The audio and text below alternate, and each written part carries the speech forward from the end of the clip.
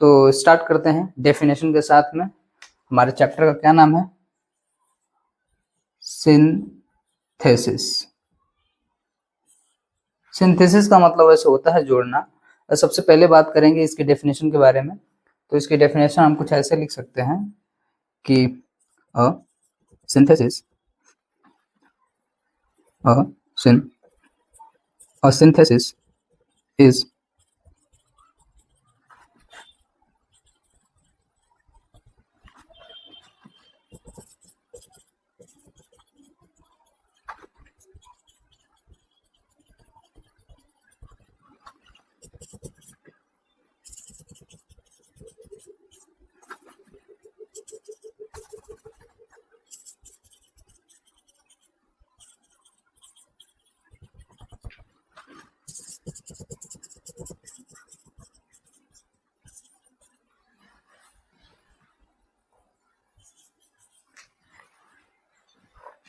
लिख लिया हम लोग डेफिनेशन लिख लिया। अब इसके बारे में बात करते हैं कि डेफिनेशन क्या कह रही है। देखिए, सिंथेसिस यानी कि जोड़ना। सिंथेसिस है अ प्रोसेस ऑफ कंबाइनिंग। तो जो सिंथेसिस है ना, वो क्या है? एक प्रोसेस है जोड़ने की एक प्रोसेस है। क्या जोड़ने की प्रोसेस है? दो से ज्यादा सिंपल सेंटेंस को, दो से सिंपल सेंटेंस को into one simple compound and complex. या फिर यहाँ पे हम चाहें तो अच्छा रहेगा कि अगर हम और भी लिखें तो कोई दिक्कत नहीं होगी। बात समझिए। तो सिंथेसिस क्या है? एक ऐसा प्रोसेस है जोड़ने की दो या दो से ज्यादा सिंपल सेंटेंस को इनटू वन, यानी एक सिंपल या कंपाउंड या कॉम्प्लेक्स सेंटेंस में। जैसे कि आपके पास दो या दो से अधिक सिंपल सेंटेंस है, उसको आप जोड़कर एक सिंपल, माने कई सिंपल सेंटेंस को जोड़ के एक सिंपल या फिर एक कंपाउंड या फिर एक कॉम्प्लेक्स सेंटेंस बना सकते हैं। एंड लिखे हैं and vice versa. Vice versa का मतलब होता है in respect to each other opposite, मतलब उल्टा भी चाहे तो कर सकते हैं। माने कि हमने सिंपल को क्या कर दिया, सिंपल में कंपाउंड में कॉम्प्लेक्स बना दिए। आपको पहले से कंपाउंड दे दिया गया तो सिंपल बना दीजिए, चाहे कॉम्प्लेक्स बना दीजिए। चाहे कंपाउंड दे दिया गया तो कॉम्प्लेक्स बना दीजिए, चाहे कंपाउंड दे दिया गया तो फिर सिंपल बना दीजिए। मतलब कुछ भी इधर से उधर भी कर सकते हैं। ऐसा बस नहीं है कि सिंपल सेंटेंस को इन तीनों में चेंज करेंगे। ये दे दिया तो इसमें कह दिया, ये दे दिया तो इसमें कह दिया, ये दे दिया तो इसमें कह दिया, कुछ भी वो इधर उधर करके दे सकता है। हम सबको सीखने वाले हैं। आई होप कि आपको ये डेफिनेशन समझ में आ गई होगी। फिर से सीखते हैं हम। तो अगर आप अगर ध्यान से देखोगे तो इसमें सिंपल की बात हो रही है, इसमें कंपाउंड की बात हो रही है, इसमें कॉम्प्लेक्स की बात हो रही है। तो ये हमें जानना पड़ेगा कि सिंपल में हम जोड़ेंगे तो सिंपल कहते किसे हैं, कंपाउंड में जोड़ेंगे तो कंपाउंड किसे कहते हैं, कॉम्प्लेक्स में जोड़ेंगे तो कॉम्प्लेक्स किसे कहते हैं। जब तक जानेंगे नहीं तो जोड़ कैसे पाएंगे। तो इसको आप लिखिए, हम इरेज करते हैं। अब आगे बात करते हैं, ठीक है।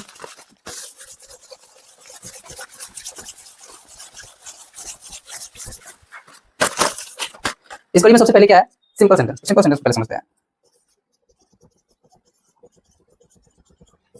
सिंपल सेंटेंस देखिए कैसे कहते हैं।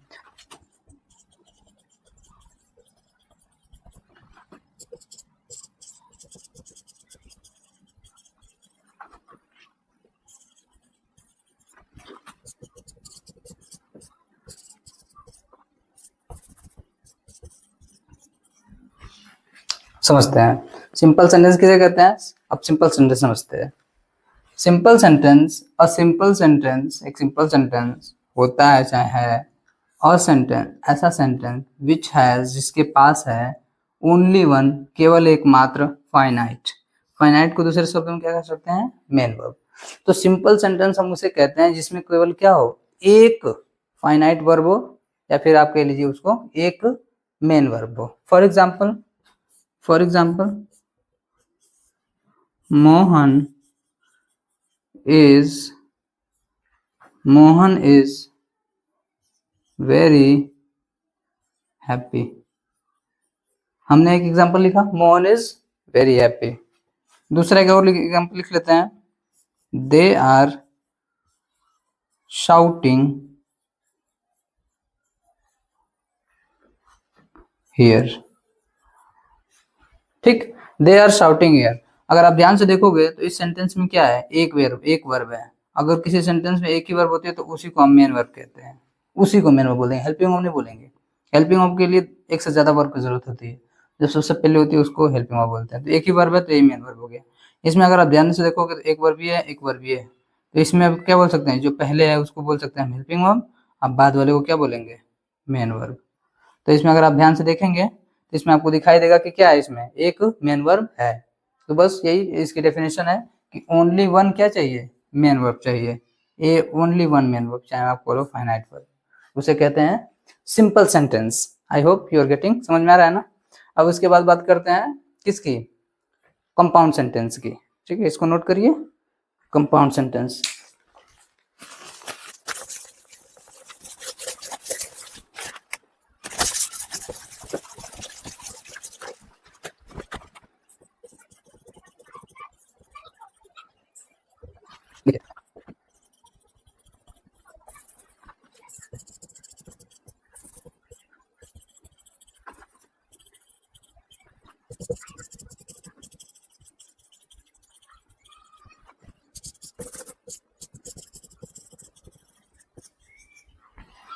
आइए अब समझते हैं कि कंपाउंड सेंटेंस कैसे कहते हैं। A compound sentence, A compound sentence is है अ सेंटेंस, यानी ऐसा सेंटेंस, एक वर्ड छूट गया, विच हैज अ, जिसके पास, जिसके पास है एक principal clause and at least कम से कम वन कोऑर्डिनेट क्लॉज। तो ये बहुत आसान है, आप समझ सकते हो ऐसे कि कंपाउंड सेंटेंस हम उसे कहते हैं जिसके पास है कम से कम, यहाँ पे देखिए, जिसके पास है एक प्रिंसिपल क्लॉज और कम से कम एक कोऑर्डिनेट क्लॉज। तो यहाँ पर अगर थोड़ा सा ध्यान से देखेंगे तो अब एक यहाँ पे नया टर्म आ गया, क्या, कोऑर्डिनेट क्लॉज।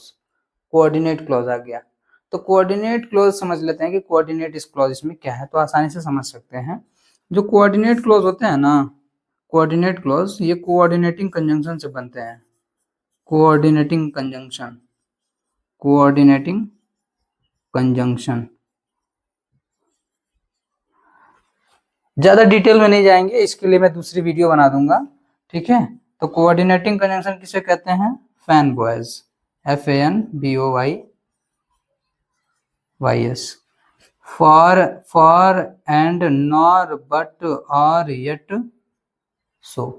तो फॉर एंड नॉर बट और येट सो, ये 7 कंजंक्शंस हैं जिनकी मदद से हम क्या करते हैं, कंपाउंड सेंटेंस बनाते हैं।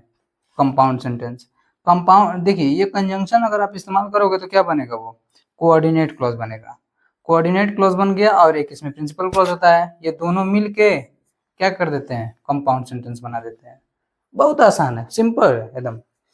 हमको क्या करना था, कंपाउंड सेंटेंस बनाना है। कंपाउंड सेंटेंस बनाने के लिए प्रिंसिपल क्लॉज चाहिए। अब एग्जांपल लिखते हैं, आई कोऑर्डिनेट क्लॉज चाहिए। कोऑर्डिनेट क्लॉज बनाने के लिए हमको क्या करना है, ये फैन बॉयज है, इन्हीं में से किसी एक का इस्तेमाल कर लेना है। क्या बन जाएगा, कोऑर्डिनेट क्लॉज, ये रहेगा। और देखिए, जो प्रिंसिपल क्लॉज होता है वो बिना कंजंक्शन के होता है। जैसे आपने एक वाक्य लिखा तो वो 2 वाक्य रहेगा और उसमें कंजंक्शन कितना रहता है, एक रहता है। तो कंजंक्शन दोनों में से किसी एक ही के साथ रहता है ना, एक रहता है बिना कंजंक्शन का। तो जो बिना कंजंक्शन के होता है उसको कहते हैं प्रिंसिपल क्लॉज, और जिसके साथ कंजंक्शन होता है उसको क्या बोलते हैं, कोऑर्डिनेट क्लॉज। ये रहेंगे कंजंक्शन, तो फॉर एंड नॉर बट और येट सो। ठीक, एक एग्जांपल लिख लेते हैं ऐसे,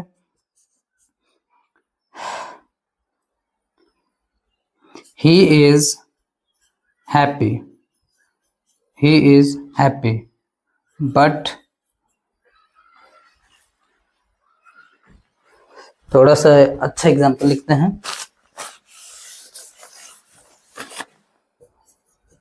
he is he is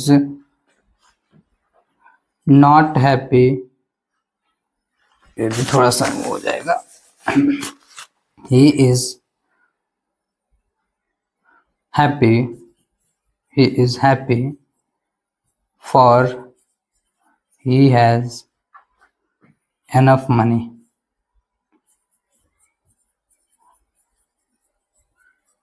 ठीक है, इस एग्जाम्पल को समझते हैं। He is happy for he has enough money. Has तो छूट ही गया है।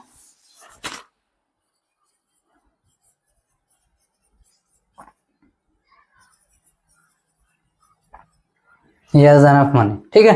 अब देखो इसमें फॉर है, यहाँ पे सबसे पहले फॉर ही है, फॉर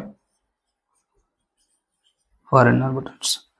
ही इज हैप्पी, वो खुश है, फॉर क्योंकि क्योंकि क्योंकि उसके पास है, उसके पास है काफी पैसा। तो ये हो गया रीजन कि वो खुश है क्योंकि उसके पास क्या है, बहुत पैसा है, काफी पैसा है, ये हो गया।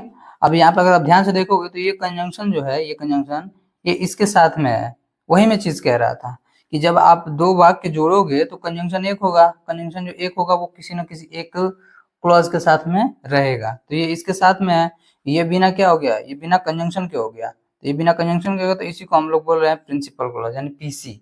अब ये क्या हो गया, ये भी एक क्लॉज है। क्यों क्लॉज है, क्योंकि एक सेंटेंस है, सेंटेंस के जैसे है, इसमें सब्जेक्ट और प्रेडिकेट है और इसके साथ में क्या है, कंजंक्शन है।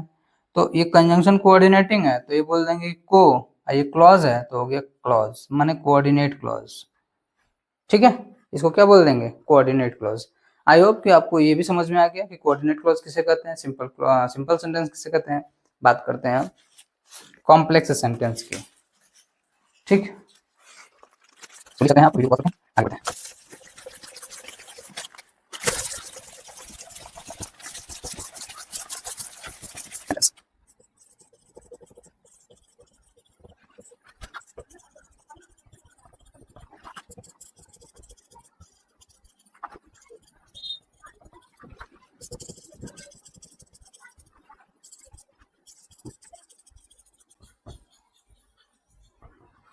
ठीक, अब समझते हैं क्या समझते हैं, आप समझते हैं कॉम्प्लेक्स सेंटेंस। कॉम्प्लेक्स सेंटेंस क्या होता है, और कॉम्प्लेक्स सेंटेंस होता है अ सेंटेंस, ऐसा सेंटेंस जिसके पास होता है, जिसके पास होता है क्या, one principal clause, one principal clause and at least और कम से कम वन सबऑर्डिनेट क्लॉज। तो सिंपल सेंटेंस किसे कहते हैं, सिंपल सेंटेंस हम उसे कहते हैं, sorry sorry sorry sorry complex sentence, complex sentence हम उसे कहते हैं जिसमें एक प्रिंसिपल क्लॉज हो और कम से कम एक सबऑर्डिनेट क्लॉज हो। जिस तरह कोऑर्डिनेट क्लॉज अभी हमने देखा कि कोऑर्डिनेट क्लॉज था और सिंपल वो था प्रिंसिपल क्लॉज था तो कंपाउंड सेंटेंस बन जा रहा था, उसी तरीके से यहाँ पर सबऑर्डिनेट क्लॉज होगा और प्रिंसिपल क्लॉज होगी तो कॉम्प्लेक्स सेंटेंस बन जाएगा। फिर उसी तरीके से जैसे कोऑर्डिनेट क्लॉज बनाने के लिए कोऑर्डिनेटिंग कंजंक्शन साथ थे, तो इनको सबऑर्डिनेट क्लॉज बनाने के लिए भी कुछ कंजंक्शंस होते हैं। वो कौन कौन से हैं ये देखते हैं। तो यहाँ पे आप चाहो तो ऐसे लिख सकते हो कि यहाँ पे क्या लिखा है, सबऑर्डिनेट क्लॉज। सबऑर्डिनेट क्लॉज बनाने के लिए निम्नलिखित कंजंक्शन का इस्तेमाल किया जाता है, जैसे if, unless,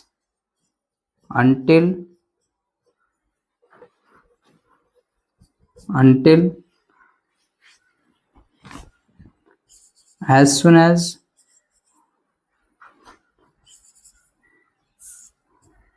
since, because,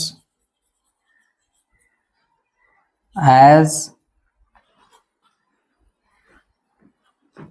that और जितने भी क्वेश्चन वर्ड्स हैं, जितने भी क्वेश्चन वर्ड्स सब, ठीक है।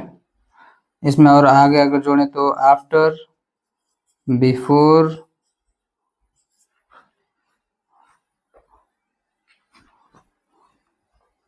as long as,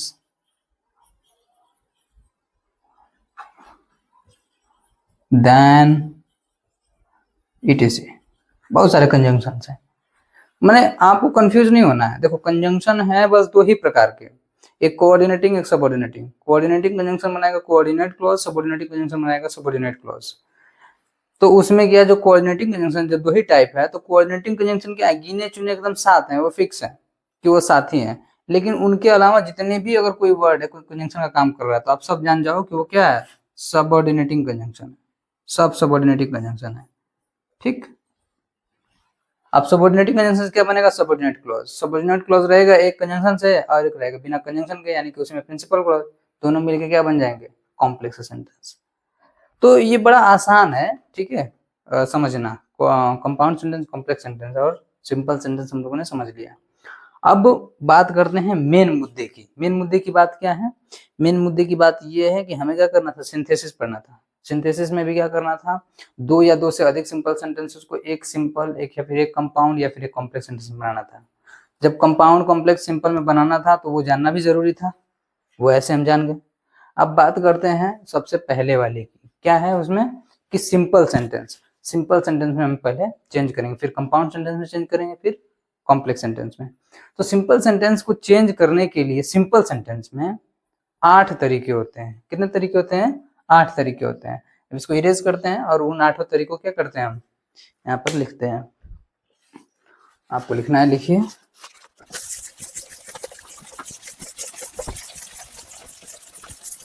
अब बात करते हैं मेन मुद्दे की। मेन मुद्दे की बात क्या है कि हमको सिंथेसिस पढ़ना है। सिंथेसिस में भी हमको जोड़ना है, कंबाइन करना है सिंपल सेंटेंस को सिंपल सेंटेंस में, कंपाउंड में और कॉम्प्लेक्स में।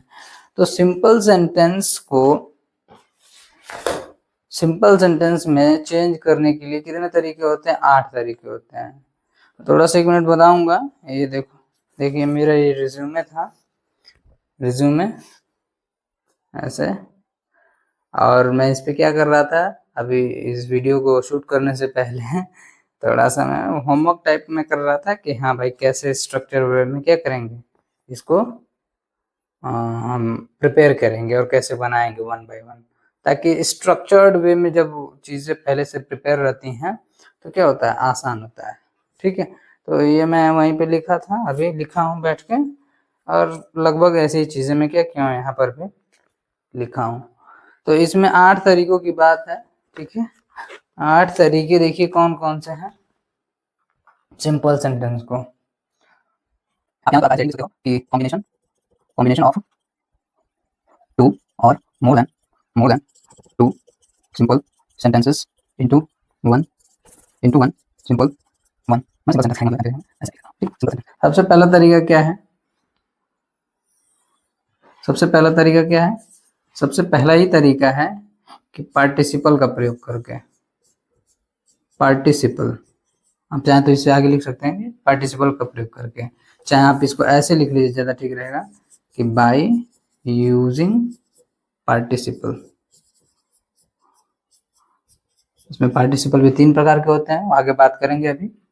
पार्टिसिपल का इस्तेमाल करके, दूसरा क्या होता है, इन्फिनिटिव का इस्तेमाल करके, इन्फिनिटिव। तीसरा क्या होता है, एडजेक्टिव का इस्तेमाल करके, एडजेक्टिव। और चौथा क्या है, एडवर्ब का इस्तेमाल करके, ठीक। पांचवा क्या है, नॉमिनेटिव एब्सोल्यूट का इस्तेमाल करके, नॉमिनेटिव एब्सोल्यूट। सबकी बात करेंगे 1 बाय 1। छठवां क्या है, नॉमिनेटिव एब्सोल्यूट हो गया, एडजेक्टिव एडवर्ब हो गया। इसमें है phrase in opposition, phrase in opposition का इस्तेमाल करके। फिर है हमारा 7वां प्रीपोजिशन, प्रीपोजिशन बिफोर नाउन और जिरंड। नाउन और ये जिरंड है, अगर शायद ना दिख रहा हो तो मैं बता दे रहा हूँ। प्रीपोजिशन बिफोर नाउन और जिरंड, नाउन या जिरंड के पहले प्रीपोजिशन का इस्तेमाल करके। और लास्ट है क्या, कंजंक्शन एंड का इस्तेमाल करके, कंजंक्शन एंड का इस्तेमाल करके। तो मैं यहाँ पे इसको क्या कर दे रहा हूँ, समराइज कर दे रहा हूँ इस वीडियो को, यहीं पे रोकते हैं इस वीडियो को, समराइज मैं कर दे रहा हूँ। अगले वीडियो में मैं अगले वीडियो में बताऊंगा कि इनका 1 बाय 1 8 तरीके जो हैं सिंपल सेंटेंस में चेंज करने के लिए, सिंपल सेंटेंस को ये कैसे काम करता है, ठीक है। मैं 1 बाय 1 बताऊंगा, लेकिन पहले मैं क्या कर दे रहा हूँ, इसको समराइज कर दे रहा हूँ। तो सबसे पहले हम लोगों ने ये सीखा सिंथेसिस में कि सिंथेसिस की डेफिनेशन क्या है। तो सिंथेसिस की डेफिनेशन क्या है कि synthesis is a process of combining 2 or more than 2 simple sentences into one simple, compound or complex and vice versa.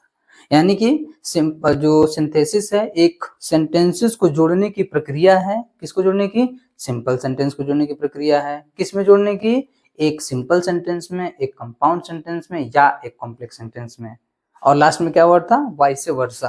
Vice versa का मतलब ये होता है कि जो आपने काम किया उसको फिर रिवर्स कर देना, ठीक है, टू रिवर्स समथिंग, उसका मतलब होता है वाइस वर्सा का मतलब। फिर हम लोगों ने बात किया कि जब हमको सिंपल या फिर कंपाउंड या फिर कॉम्प्लेक्स में चेंज करना है तो सिंपल सेंटेंस किसे कहते हैं, ये भी जानना जरूरी है। तो सिंपल सेंटेंस के बारे में बात की कि जिसमें केवल एक मेन वर्ब होता है, जैसे ही इज वर्किंग हार्ड, बस हो गया एक मेन वर्ब। हेल्पिंग वर्ब भी एक मेन वर्ब है, तो बस एक मेन वर्ब चाहिए, हेल्पिंग वर्ब कितना भी रहे कोई दिक्कत नहीं है। फिर उसके बाद हमने बात किया कि कंपाउंड सेंटेंस किसे कहते हैं। कंपाउंड सेंटेंस से कहते हैं जिसमें एक प्रिंसिपल क्लॉज हो और उसमें कम से कम एक कोऑर्डिनेट क्लॉज हो। कंपाउंड सेंटेंस की बात कर रहे हैं। तो उसमें हमने बात किया कि जो सिंपल सेंटेंस होता है, सॉरी, जो कंपाउंड सेंटेंस होता है उसमें एक प्रिंसिपल क्लॉज होगा जो बिना कंजंक्शन के होगा, और उसी में एक क्या होगा? कंजंक्शन होगा। और कंजंक्शन किस प्रकार का होगा? Coordinating conjunction. कोऑर्डिनेटिंग कंजंक्शन कौन कौन होते हैं? 7 होते हैं।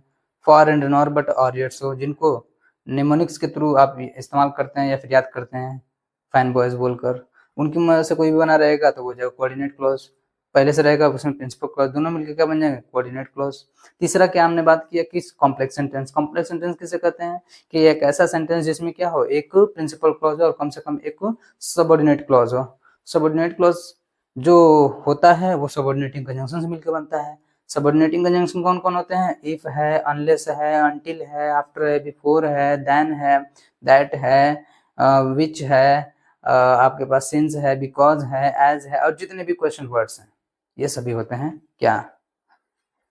Subordinating conjunction. इनकी मदद से क्या बनता है? Subordinate clause. दोनों मिला के क्या बन जाते हैं? यानी कि प्रिंसिपल क्लॉज और सबऑर्डिनेट क्लॉज दोनों मिलकर क्या बन जाते हैं? Complex sentence.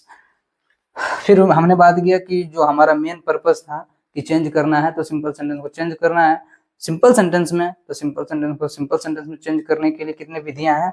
8 प्रकार की विधियां हैं। अगले वीडियो में बात करेंगे कि इन 8 विधियों का प्रयोग कैसे करेंगे, कैसे पहचानेंगे कि इन 8 में से किसी एक का इस्तेमाल करना है, बाकी 7 का नहीं करना है। ये सब बातें करेंगे। धैर्यपूर्वक देखने के लिए आपका बहुत बहुत धन्यवाद।